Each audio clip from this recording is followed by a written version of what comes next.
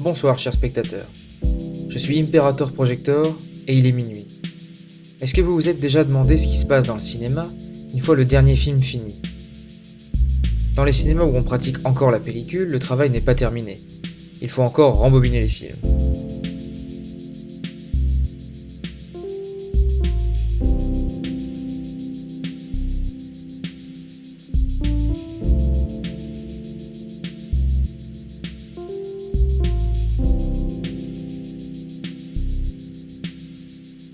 J'aime bien prendre mon temps. C'est comme un sas de décompression. Je me laisse hypnotiser tout doucement par le film qui tourne. J'ai l'habitude, je l'ai fait des centaines de fois. C'est rassurant, alors je me laisse aller à rêvasser, que ce soit les événements de la journée ou bien avant. Plutôt les bons que les mauvais souvenirs en général. Je me suis dit que ça serait sympa d'en partager avec vous, que vous soyez un peu plus familier avec le quotidien d'un projectionniste. Et je trouve que ce moment-là, c'est vraiment celui qui reflète le mieux la solitude du métier.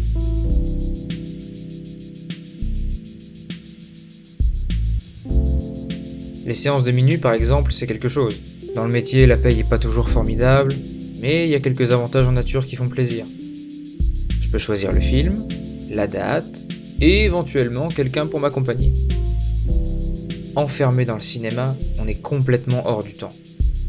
On peut hurler de rire, crier, chanter ou danser, c'est l'un des meilleurs exutoires de la vie en général selon moi. Ah, et accessoirement, je peux mettre le film en pause si je veux pour aller aux toilettes ou chercher à manger. Et ça, c'est un sacré luxe. Mais même sans aller jusqu'aux séances de minuit, comme la journée je peux circuler comme je veux dans le cinéma, j'en profite pour voir les extraits des films que j'aime. Je mime tout dans le fond une fois que je connais la scène par cœur. C'est assez rapide vu que le film passe plusieurs fois en général. Je me suis fait l'intro de La La Land au moins 30 fois tellement je trouvais ça entraînant.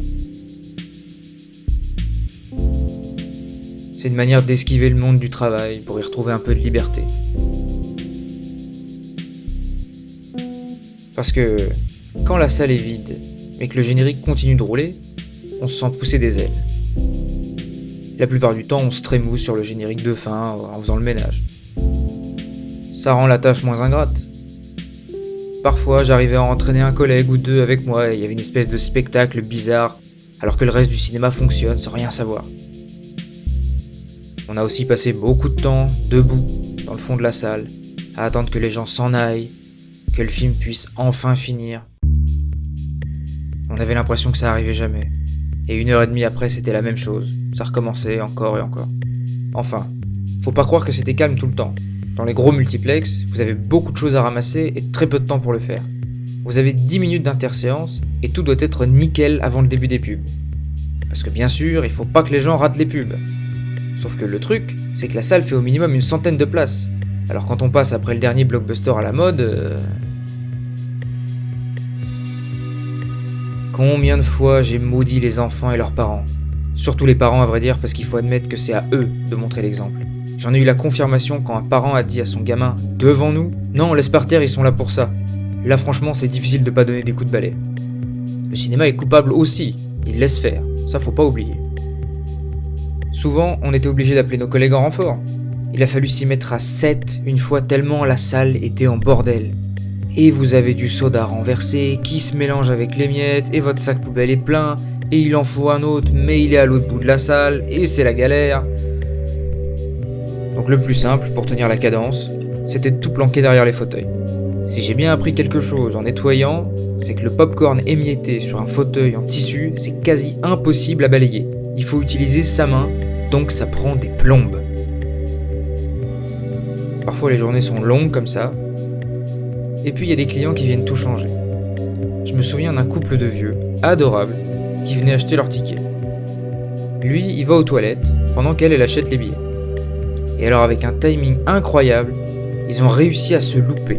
Lui en revenant, et elle en allant le chercher aux toilettes. Ils ont commencé à faire un tour complet du pilier qu'il y a au milieu du hall, et ils ont commencé à se chercher, et du coup ils ont commencé à tourner autour de la colonne. On aurait dit un manège de vieux. C'est seulement quand la caissière et moi qui traînais dans le coin, on a explosé de rire, qu'ils se sont arrêtés. Donc on a fini par leur expliquer, ils ont presque trouvé ça drôle, Mais là, sinon, on était obligé de leur expliquer, sinon ils partaient pour un cache-cache sans fin. Ah, et je vous ai pas parlé des enfants qui touchent l'écran. C'est normal d'avoir envie de toucher. Même les adultes, ils savent pas vraiment comment ça fait. Le problème, c'est que si tout le monde touche, dans 2 mois, l'écran est sale. Et ça se voit vite. Et on peut pas nettoyer. Pourquoi ? Parce que sinon, ça fait une tache de propre. Et ça se voit aussi. La plupart du temps, ça va. Mais il y a des salles où l'écran est à la merci du public. Et là, on est obligé de hurler par-dessus le générique de fin, ce qui nous fait sûrement passer pour des employés méchants et aigris d'ailleurs. Bon, ce qu'on était parfois, mais en tout cas pas dans ce cas précis. Et oui, pourquoi on hurle ? Parce que si on descend pour se mettre devant l'écran, les spectateurs vont sortir par l'entrée, et donc ils vont créer un bouchon avec les gens qui attendent pour rentrer dans la séance suivante, et du coup la salle elle est pas pensée pour ça, donc on est obligé de hurler. Donc vous voyez, ça devient vite compliqué. Mais là, avec le recul, ça me fait surtout marrer. Tout ça c'est pas si grave, c'est loin. L'important maintenant c'est que les gens ils passent un bon moment. Bon, et quand même qu'ils nous respectent. Mais bon. Je crois que j'ai encore trop parlé, alors je vais aller finir le boulot, et puis rentrer. Il est tard comme d'habitude. Mais si ça vous a plu, on se refera d'autres moments comme ça. Allez, à bientôt.